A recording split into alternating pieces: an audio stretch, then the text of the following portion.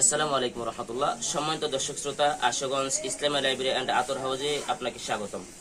আপনারা যারা গ্রাম্য মৌচাকের অরিজিনাল মধু চাচ্ছেন, 100% খাঁটি মধু চাচ্ছেন, আমরা নিজেদের হাতে এবং আমাদের নিজেদের গ্রামের বাড়ি থেকে সংগ্রহ করা খাঁটি মধু তুলে দিচ্ছি আপনাদের হাতে।